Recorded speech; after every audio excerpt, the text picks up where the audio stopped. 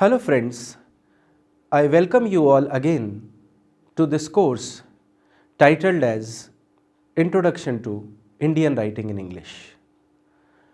Friends, we were discussing a very important text into the history of Indian writing in English. The name of the text is Train to Pakistan. We started discussion about trauma into this text, Train to Pakistan. In the last class, we talked about this text as an intermingling of history and literature. What are the characteristics in this text which make it as a historical fiction and a kind of historical fiction which was not written before in the history of the world? Now, let us take a new topic in today's class related to the narration in this text, Train to Pakistan. The topic will be third person narrative. How third person is explained into this text, Train to Pakistan. But before starting discussion on third person narrative, let us begin discussion on the outcome, something which you are going to learn from this lecture. Well friends, you would be able to illustrate the various writing narrative styles in the light of this text, this selected text, that is Train to Pakistan. So how various writing styles can, let's say, be included, can be clubbed into one text? Well friends, it was a very tough task for any writer of the world. But Khushwant Singh was able to do it because he had the Indian ethnicity. He was able to understand the intensity, the trauma, the pain, everything related to this incident of partition of India and Pakistan. Had he been a writer from some other country, take for example any European country or American country, he would not have written such kind of text. He would not be able to write such kind of text like Train to Pakistan, because those people do not understand that how much influential this incident was for the natives of India and Pakistan. Friends, with this note, let us begin discussion on this topic, third person narrative, into the light of Train to Pakistan.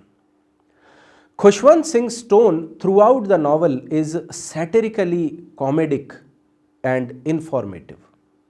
Well friends, this is the skill of Khushwant Singh's writing style. The situation was traumatic, but he was able to maintain a comfortable tone. I must not say it was comedic or comic in the literal sense, but I must say that he was able to make a balance of emotions when he was writing this book, Train to Pakistan. There is lot of, let's say, information provided to this incident of partition. If we are a student of history and we have read this text, then we would be able to explain to any history professor about this incident and the historical impact of this incident, which makes this text different from all other historical fictions written in India. Even as he describes horrific events and actions in the novel, he points out the ironic humor of those events and actions. Friends, there is an irony in this novel. With that irony, the readers can understand that the situation was very critical. The writer has understood the intensity, but the reader must also understood that the partition, although unacceptable to most of the people, had no other choice but to migrate. The reader knows that something terrible is brewing in Mano Majra and waits in anxious anticipation for the storm of it. Well, friends, there is a suspense. Although from the very first page, the readers understand that as Khushwant Singh is talking about partition, there will be incidents of killings, murders, rapes, and all such kind of hideous crimes. But even then, when the Mano Majra is portrayed in the beginning of the story as a very peaceful village, unaffected village from the fire of violence outside, the readers become curious that what is going to happen with Mano Majra now. Will it be burning with fire after some scenes, or the village will be safe? So, this kind of, let's say, suspense, this kind of curiosity is maintained till the climax comes into this novel by Khushwant Singh. The book is told in the third person omniscient point of view by the narrator, who is external to the story. Well, friends, I told you in the last class we discussed this point, and I am again saying that Khushwant Singh has presented himself as a third person omniscient narrator, and the point of view which is established by him suggests that he is present in almost all the scenes of, let's say, of the scenes taking place in Mano Majra. So we have to understand that there is a kind of objectivity into the writing style of the narrator. Writer do not belong to Mano Majra. Narrator do not belong to Mano Majra. But the narrator is able to understand the, let's say, the underneath meaning in all the incidents occurred in this village, Mano Majra. In the case of Khushwant Singh's train to Pakistan, we get to understand partition in a non-traditional way and from a different point of view, which helps us to gather new information on this subject. Well, friends, all of us know that what has happened at the time of partition. Then what is the need of reading this novel, Train to Pakistan? It is of no use. We know the political background of the incident. We know that how much Jinnah was persuading, let's say, the Congress party and Mahatma Gandhi to make Pakistan. Long back he started this mission of a separate country, and he became successful after the struggle of 20-30 years. But the utility of reading this text, Train to Pakistan, is that with this text, friends, we are able to associate our emotions with the emotions of the characters, the citizens of India and Pakistan. If in any way we are communal, if in any way we feel that our religion is superior to other people's religion, then we must read this text. This text has a sense of religious harmony.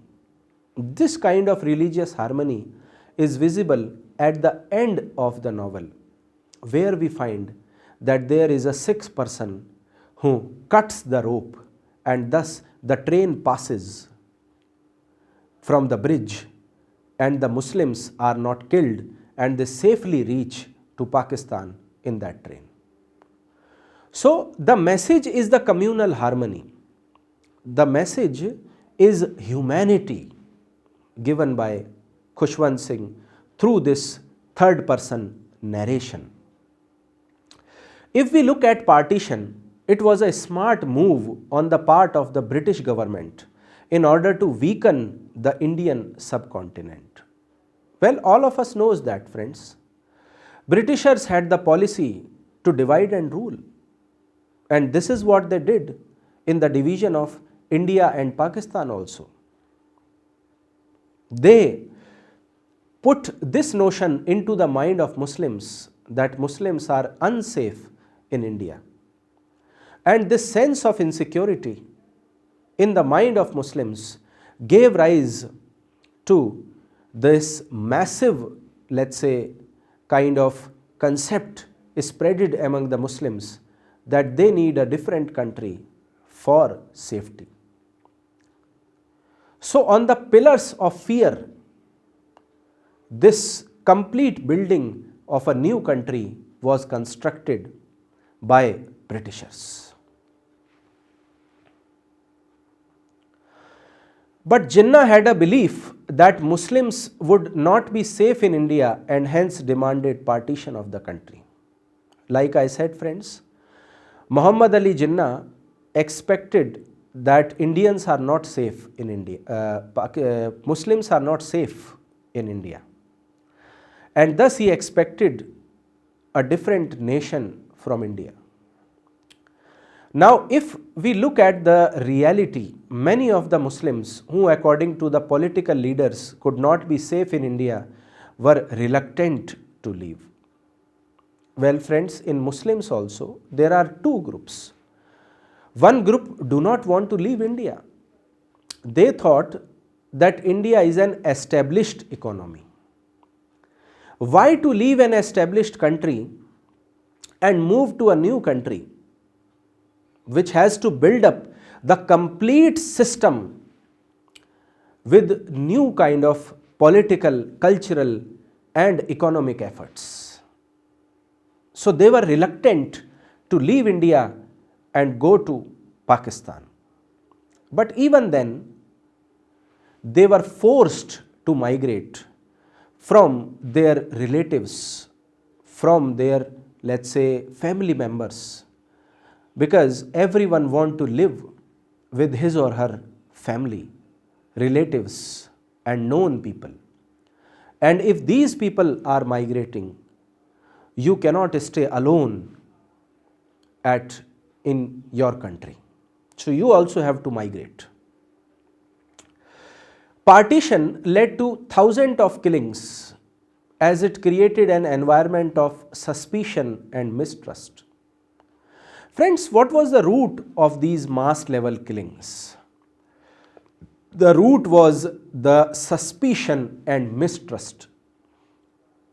People who were living together in one village from last, let's say, 500 or 600 years, they started mistrusting each other. They started thinking that Muslim is going to kill Sikhs, and Sikhs were thinking in the same way about the Muslims.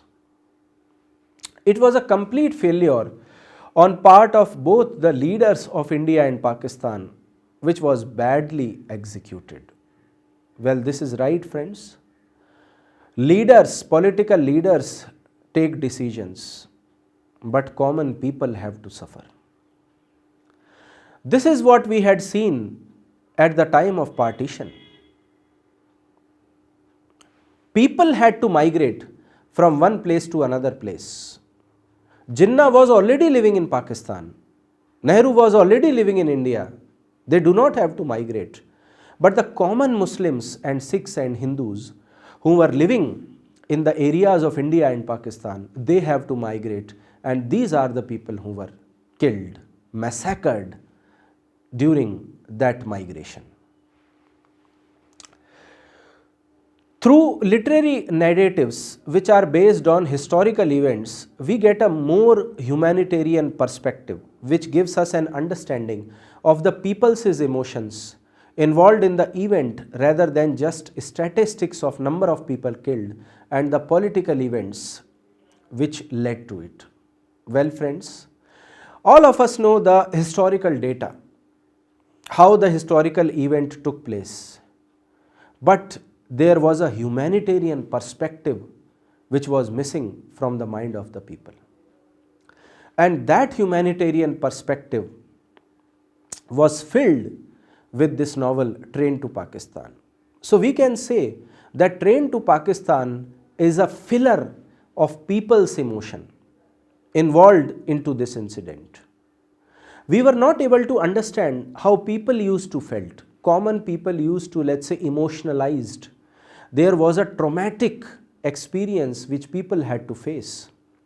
And such kind of ecstasy of emotions, such kind of trauma was discussed by Khushwant Singh in detail in this political event happened in India and Pakistan.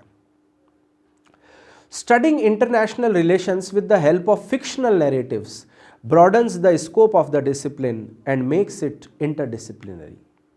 Well, friends, I must say that this novel Train to Pakistan has an interdisciplinary approach. Interdisciplinary approach because it is not only related to literature, but it is also related to history. It is also related to sociology because it has the analysis of society. It is also related to other subjects of social science and humanities. So if we read this text, our mind broadens, our perspective broadens, our vision towards looking at this incident broadens, and which is why we are able to understand international relations with a better level after reading this novel. And this is what the writer was able to do in this third person narration. Just like in international relations, all countries are influencing each other's economy, culture, and all other things. In the same way, this third person omniscient narrator of Train to Pakistan is influencing these, let's say, all these incidents which are happening in Mano Majra. Literature in the form of stories, novels, and poems had a wide appeal among people, and fictional narratives based on historical events help in conveying this idea better to the masses. This is right, friends. A mass level message, an unforgettable message, can be conveyed only through emotional appeal. It can be conveyed only through, let's say, a sentimental message. And thus, what other than literature can present such kind of message with the help of narrative techniques, literary devices, forms of writing, genre of writing, in the form of stories or novels or poems. The writers are able to complete this task for the sake of humanity. Merging international relations with literature helps in converting the complex concepts of national power, balance of power, and collective security into simple narratives which are understandable to the people. Well, friends, this is right that in this text, Khushwant Singh is able to merge international relations with literature, with the help of which we are able to understand the complex narrative plots, complex narrative fictions with the, let's say, in the light of national power, in the light of balance of power, in the light of collective security, in the light of, let's say, through simple narratives, narratives which people can understand, narratives which people can feel, the narratives which are unforgettable to the people. So, the writer was able to complete this task through this novel Train to Pakistan. Moreover, it tells people stories about people like them, transforming them into ideas they could relate to and hence are widely read. Well friends, Train to Pakistan is a widely read novel. And why it is widely read novel? Because it has realism into it. People are loving the stories like these. Such kind of stories transform the personalities of the people. They learn after reading such kind of novels that we must not believe in communal violence. We must think above the limited intentions of living into our own community. People started thinking above their own religion, their own locality, and thus such kind of novels like Train to Pakistan must be written more and more, because this is a very common problem in India of regionalism and religion, which need to be avoided and which is a hurdle in the national growth. Let us try to understand these narratives with the help of few quotations from the text. Friends, here is a quotation by a character Banta Singh from the text. I will quote this quotation, and in this way we will try to understand that how this third person omniscient narrator in the story is trying to talk about the depth of the incidents which are happening in Train to Pakistan. The winds of destruction are blowing across the land, and all we hear is kill, kill. The only ones who enjoy freedom are thieves, robbers, and cutthroats. Then he added calmly, we were better off under the British. At least there was security. Well, friends, as a common person, what do you need for your family? At priority level, you need their security. You need their safety. If you are working in some other town, far away from your house, you expect that there need to be law and order in the city where your wife, where your children, where your family is living. That is what expected by these characters also. But unfortunately, they lived in the era when this partition took place. Almost everyone saw these kind of killings. They saw that thieves, robbers and cutthroats, they are walking very confidently on the streets. There was no police to catch them.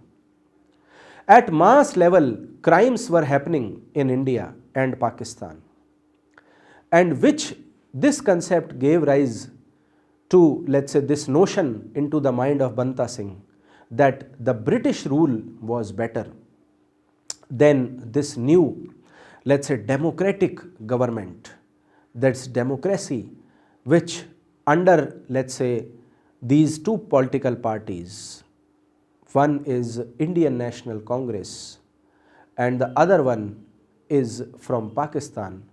Under these two political parties, the people had to, let's say, live.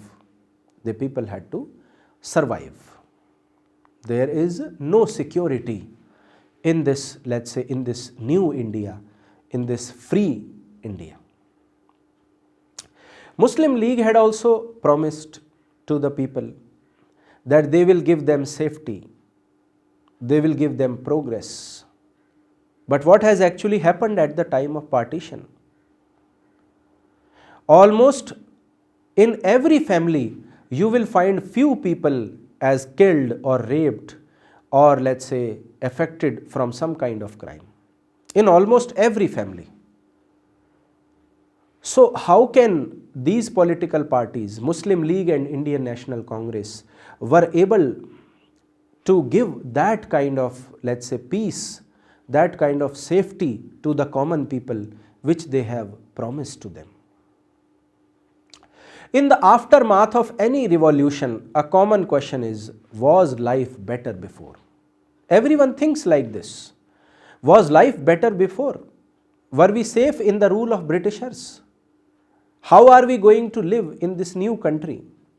Because the foundation of this new country has the bloodshed. The foundation of this new country has lot of, let's say, dead bodies in it. So how is this country going to grow? These are the questions which were coming in the mind of the common citizens. Here Banta Singh argues that life in the Indian subcontinent was indeed better before India's liberation from British rule because there was more security. That is what expected from everyone in, let's say, in our society. This is because once the English relinquished control, India's new self-government failed to enforce the rule of law, leading to a rise of violence and crime. Friends, Britishers were ruling in this country from more than 200 years. They had a well-established governance and law and order system. The charge when came on the Indian government, Indian National Congress, they were learning how to govern. And in this time of learning, this massacre, this horrific incident of partition was taking place. So government was unable to, let's say, act on maintaining the law and order in the country. This power vacuum is typical of many post-revolutionary societies. And for people like Banta Singh, it is one reason why revolution and the supposed freedom it brings is meaningless. Friends, when the Indian national movement was taking place, people were very hopeful. People were very optimistic that when Britishers will go and they will live in a new country, they will feel the air that is free. They will live very peacefully. They will be prosperous. But then what actually happened? The freedom which they were supposing, it became meaningless after partition. What will you do with the freedom if some of your family member is killed or, let's say, raped during migration? Your life will become hell. It will become life in death. So how are you going to live in that situation? So that freedom became meaningless for these, let's say, common people. So the post-revolutionary society is explained to an extent by Khushwant Singh from the mouth of these characters. There is another character, Imam Baksh, who was taking care of a mosque in the village Mano Majra.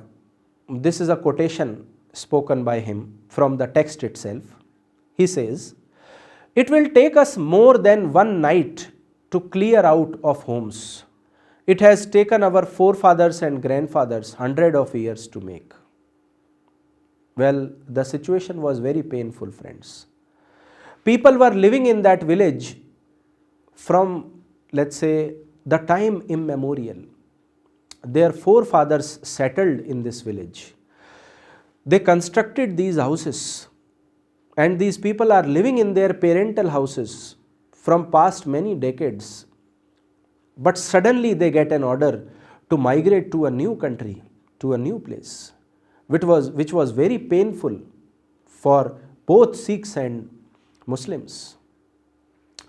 As the mullah of the mosque, Imam Baksh is the leader of Mano Majra's Muslim population and thus their unofficial spokesperson.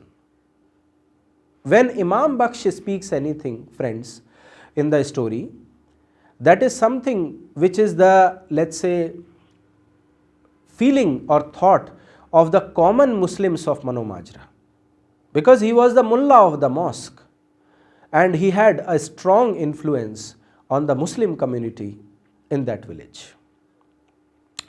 After the head constable's announcement he comes to the Gurdwara to talk with Mano Majra Sikhs about the events that have transpired. Why? Because this person, Imam Baksh, did not want any kind of, let's say, killings. He wanted to make the Muslim community safe during migration. So he came to Gurdwara, and there he talked to the Sikh people, and he, let's say, begged for the safety of Muslims in the village during migration. After it is determined that it is safer for the Muslims at the local refugee camp, Imam Baksh gets up to leave and says the above words. So friends, when these words were spoken by Imam Baksh, when it is determined it is safer for the Muslims at a local refugee camp, because the Sikhs confirmed this to Imam Baksh that Muslims are safe in the local refugee camps. They must first, let's say, travel to the local refugee camps and then they will move to Pakistan. So, only after that assurance, Imam Baksh, he got up to leave from there and he says these above words in that situation, because he wanted to make an emotional appeal to the Sikhs, because he expected a kind of safety from Sikhs in that situation. He means to strike a chord in the hearts and conscience of his Sikh neighbors, which he does. That is the work of a religious person. The duty of a religious person is to make a communal harmony. Imam Baksh is doing the same thing. He is trying to make Sikh people, Sikh neighbors emotional, so that they must not be influenced under this fire of violence in that village. His words also successfully articulate the ideological difficulty the partition of India presented for the 10 million people displaced in the separation of Pakistan and India. Well, this is the ideological difficulty during migration of India and Pakistan. Ideological difficulty, why? Because people loved their soil, people loved their land, people loved their houses, but now they have to move to a new place. So, this kind of dilemma in which Imam Baksh was, the same kind of dilemma is faced by all the people who are migrating. For many, India or Pakistan was the only home they had known for generations, but they were being chased out by the anger and violence. So, people were forced to move away. It would be impossible to ever clear out those homes, whether they were given a night or a year of night. So friends, those memories which these people had associated with these parental houses, they can never be cleared out after, let's say, the migration of these people. So even physically they migrated from one country to another country, but the one part of their heart, all their memories of upbringing remained at that place which they left and moved to a new place. Friends, with this note, I end my lecture thinking that you are able to understand that how much deeply the author Khushwant Singh has narrated as a third person omniscient speaker the, let's say, ideologies or the notions which both Sikhs and Muslims had going on into their mind during the time of partition. Khushwant Singh is able to make, let's say, all those ideas in the sentences of Imam Baksh. So not every Muslim has to speak in the story, but we can understand that they are thinking in the same way as Imam Baksh is thinking. So friends, that is all for today. Thank you for listening.